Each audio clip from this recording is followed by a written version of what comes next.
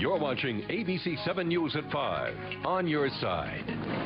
WJLA-TV yesterday filed a police brutality complaint with the Internal Affairs Division of the Prince George's County Police Department on behalf of one of our own, ABC 7 News I-Team reporter Andrea McCarran. Andrea was injured during a police stop in the county last month while she was investigating a story, and Gordon Peterson joins us now to describe what happened. Gordon?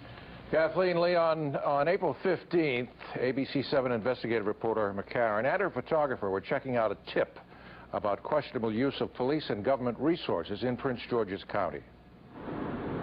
They were following a county government car driven by a police officer who appears to be a full-time driver for the county's chief administrative officer. McCarran was driving. Photographer Pete Hakel was in the back seat. Suddenly, they heard the wail of police sirens and saw flashing police lights. Back at ABC 7, managing editor Dan Patrick heard a call on the Prince George's County Police scanner. Prince George's County Police were stopping a vehicle they said was suspicious in nature because there was someone videotaping them. When we first heard sirens and saw flashing lights, we assumed it wasn't us, and then all of a sudden we're surrounded. She's got a gun pulled on me. Okay, that's right, that's fine. At gunpoint, McCarran did as she was told. Face the front, ma'am. Now walk back to the sidewalk point. With her hands up, she walked backwards to the sound of the officer's voice. Moments later, a police officer roughly pulled her arms behind her back. Did you tell him at any time he was hurting you? I didn't say a thing, because as far as I knew, there were still guns trained on me. But she was injured. My shoulder felt like it was on fire. McCarran's shoulder was wrenched from its socket. She may have to have surgery. Drop the camera and yes, sir. Meanwhile, our photographer had problems of his own. At least 3 officers had their weapons trained on him. Just keep backing up towards the sound of my voice. Just keep on. I'm a backing. Eventually, the police determined that this 5'4" 115-pound mother of 3 was not a threat, and they released her without a charge. But before she left, reporter McCarran had a question. You got pulled over because citizen that you following. Excuse me. We're not saving this. I'm not giving an interview.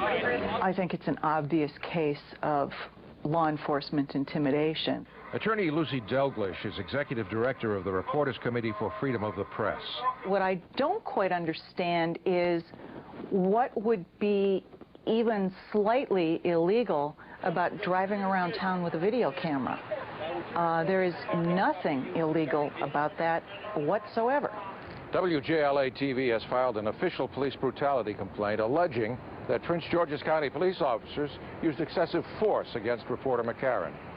The complaint further alleges that the police officers may have known that McCarran was a journalist on assignment. If so, what we have here is a serious case of news media intimidation. Well, I think as a legal matter, it's clear that her civil rights were violated. They cannot use their power to interfere with your constitutionally protected activities. Prince George's County Police have refused our repeated requests for interviews. County spokesman Jim Carey told us they, meaning the police, had no suspicion that it was a news crew. The police department was responding to a call for a suspicious person following a police officer. There was a threat felt.